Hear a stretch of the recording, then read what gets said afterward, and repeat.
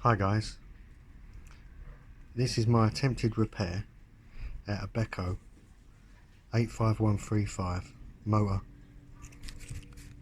The washing machine stopped spinning, stopped turning completely actually. Still pumps water in and out, but it doesn't move. So after looking up online and finding out as much as I can, I've come to the conclusion that the brushes were done and the commutator, which is this part there. You can see all the crap, all the carbon. So I'm going to clean it up best I can, replace the brushes, pop this sucker back and see what happens.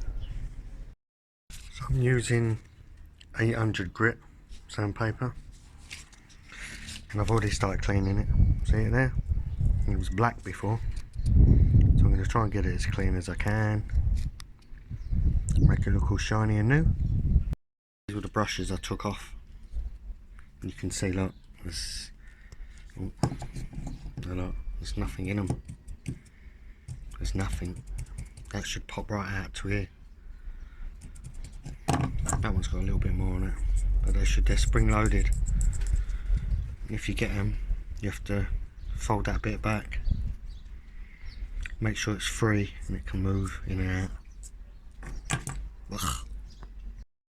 So, old one, the state of it. Remember I said nothing. New one.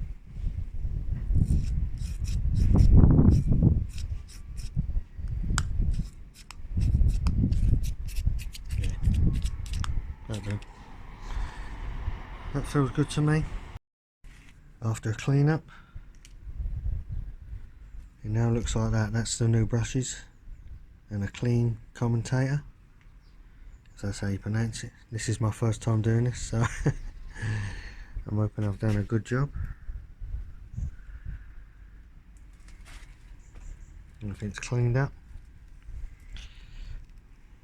And let's put this back in the machine and see what happens. That is the motor fitted back on.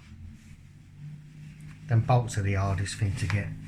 And back there, they're a bastard as well, but they're all back on.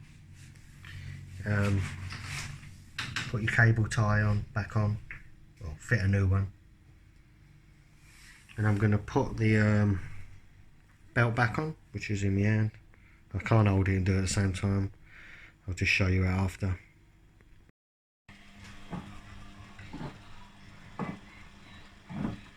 As you can see, it's working alright.